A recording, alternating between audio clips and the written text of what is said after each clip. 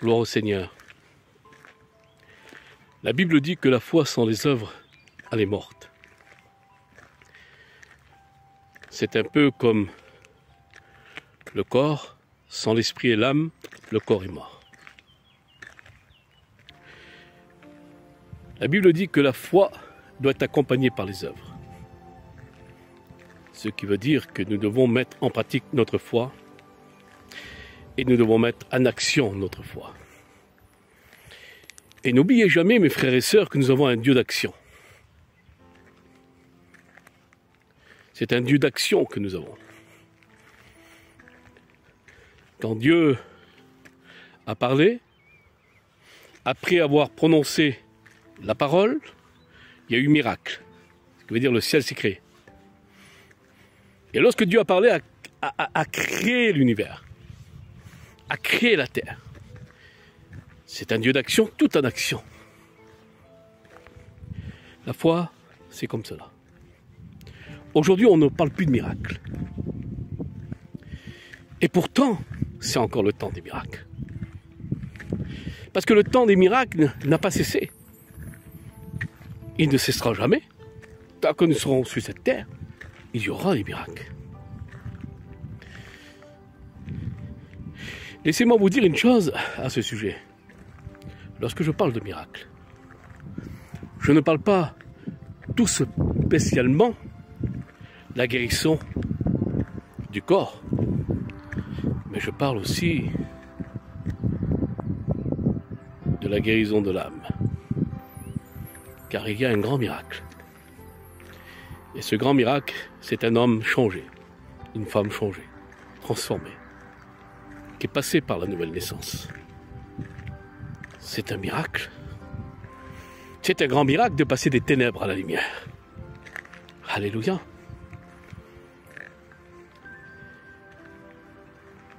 Il y a encore des personnes à sauver.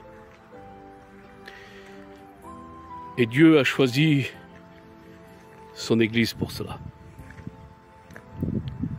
Pour être des gagneurs d'âme. Ce qui veut dire, si Dieu nous a donné ce don, le don de la foi, parce que c'est un don la foi, on la reçoit dans la nouvelle naissance. À partir de là, nous devons avoir ce feu en nous et mettre en action notre foi. C'est tellement important.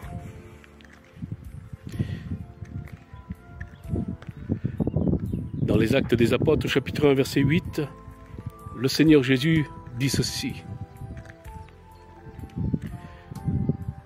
Vous recevrez une puissance, le Saint-Esprit survenant sur vous, et vous serez mes témoins. À Jérusalem, en la Judée, en la Samarie, et jusqu'à l'extrémité de la terre. Moi j'aime bien ça. Lorsqu'il dit jusqu'à l'extrémité de la terre. Voilà. C'est quoi exactement la véritable foi authentique? C'est la mettre en pratique. C'est avoir la foi lorsque nous allons proclamer le nom du Seigneur Jésus-Christ à des gens dans le monde. C'est par la foi que nous le faisons. Aujourd'hui, il y a tellement de docteurs en théologie, il y a tellement d'enseignants, et je dis devant Dieu qu'on ne sait plus qui écouter. Il y en a trop. Il y a trop de théologiens, trop d'enseignants. Le Seigneur ne s'est pas trompé lorsqu'il dira que dans les temps de la fin, il y aura des foules qui s'élèveront, des foules d'enseignants, des foules de docteurs. Ah bien, nous voyons cela. Tout le monde enseigne. Mais la Bible dit, vous ne mettez pas tous à enseigner. L'importance, recevoir la puissance, recevoir l'onction,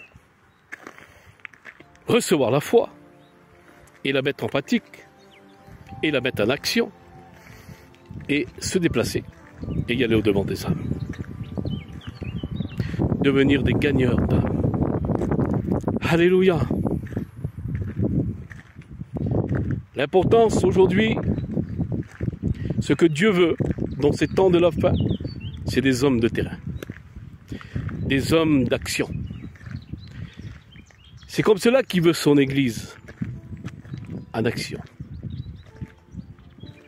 N'oubliez jamais que Jésus, il est la tête de l'Église. Et nous sommes les membres, et nous sommes censés à former son corps sur la terre. Ce qui veut dire que nous sommes ses mains, ses bras, sa bouche. Alors, à combien qu'il est important de faire comme Jésus a fait? L'important, c'est que Jésus, lorsqu'il est venu sur notre terre, sur la terre des hommes, il est venu bien sûr pour nous secourir de la misère du péché. Mais entre-temps, c'est que notre Seigneur ne restait jamais sur place. Notre Seigneur, il était toujours en action. Parce que c'est un Dieu d'action.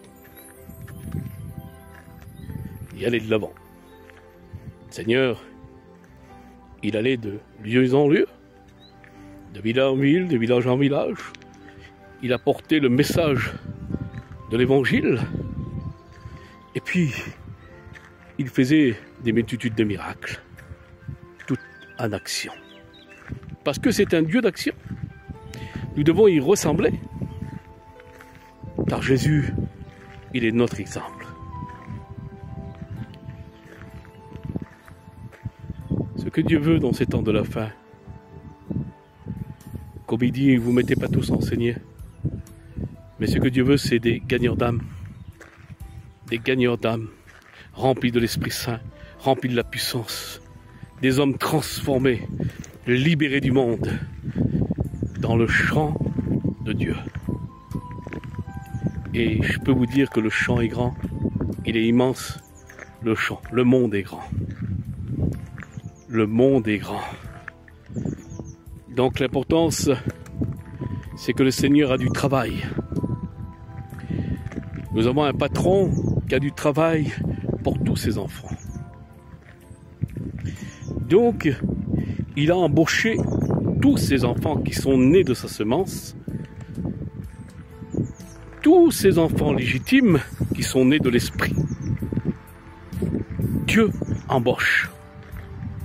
Ce qui veut dire qu'il n'y a pas de chômage dans l'Évangile. Il n'y a pas non plus de retraite. Il faut être toujours en action. En action pour Dieu. Mettre notre foi en marche. Alléluia. Et la foi en marche et avancer, c'est proclamer que Jésus-Christ n'est pas resté sur la croix. Il est ressuscité des morts. C'est proclamer qu'il s'est donné sur la croix pour l'humanité. Proclamer qu'il est le sauveur du monde. Pour celui qui veut l'accepter. Ce que Dieu veut aujourd'hui, ce n'est pas des cerveaux remplis de connaissances, mais c'est des hommes remplis du Saint-Esprit, remplis de la puissance de l'onction pour aller. Jésus dit, comme mon Père qu'il m'a envoyé, il dira à ses disciples, je vous envoie aussi. Donc c'est une question d'envoyer, c'est une question de se déplacer. Alléluia, que le nom du Seigneur en soit glorifié. Des chrétiens authentiques, totalement actifs, dévoués dans l'œuvre de Dieu. Soyez bénis.